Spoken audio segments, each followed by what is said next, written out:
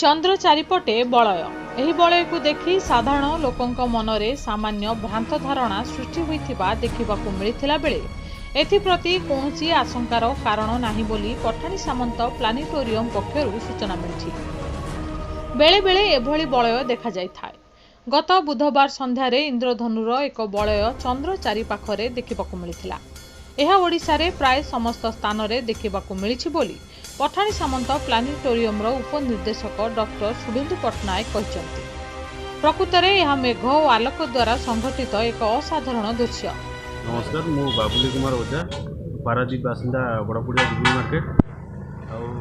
सब गोटे नुआ जिनस देखा मिलला आज कि पारादीप कि चंद्र ग्रहण उपर गोटे गोलाकार अवस्थार गोटे चित्र देखा मिलूँ, जहाँफल कि पारादीपवासी भयभूत अवस्था अच्छा। महामारी कोरोना चली आगू विपदर संकेत कहले चले। गोटे जेहेतु आकाश मार्ग में देखा मिलूँ चंद्र तार ऊपर गोटे गोलाकार जेहेतु अच्छी गोटे मानने आगू किसी विपद संकेत दौर कि कौन से तो समय कह निश्चित भाव में आम देखला बेलू तो भय लगुच। आसिक हो 40-45 मिनट आम देखु धीरे धीरे बड़ हबार लगी।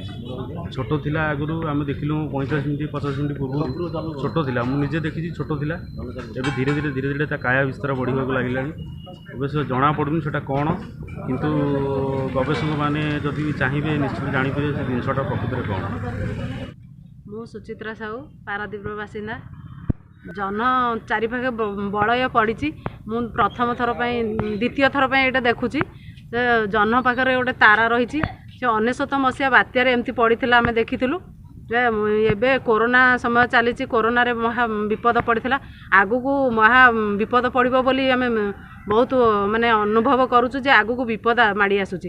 लोक मैंने कहते कि प्रबल वर्षा हम माने जन चारिपाख जगह बलय पड़े ता भितर तारा रहिले प्रबल रु प्रबल वर्षा हुए आ बात्या भी संभावना अच्छी। बहुत डर लगुच आगू कौन विपद आसो। एत कोरोना समय भितर विपद रे पड़ीचु, पुणी आउरी विपद माड़ी आसुची। सेथिपे हमको डर लगुच, भयभीत आम समस्त होचु। जहाँ मो आखिरे ब्रह्म सृष्टि होइथाय। एही बलय वर्षकर 100 थरु अधिक घटी थाए। सूर्य और चंद्र चारिपाखरे एपरी बलय बहु समय सृष्टि होइथाय। वायुमंडल रे थिबा मेघ गुड़िक छोट बरफ स्फटिक तैयारी होइथाय।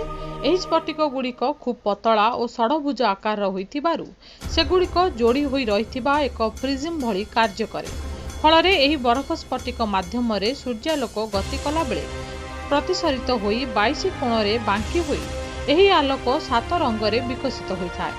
आमठारू 20,000 फुट किंबा ताठारू अधिक उच्चतार पतला मेघ रहे, तेबे दिन में सूर्य और राति रे चंद्र चारिपाखरे एपरी बलय देखा जाय थाए। एहार कौनसी प्रभाव पृथ्वी उपरे पड़े नाही, किंतु गोटे दिन परे वर्षा हेबार बहुत संभावना थाए बोली डॉक्टर पट्टनायक सूचना दैछंती। ब्यूरो रिपोर्ट, तिसाखा न्यूज।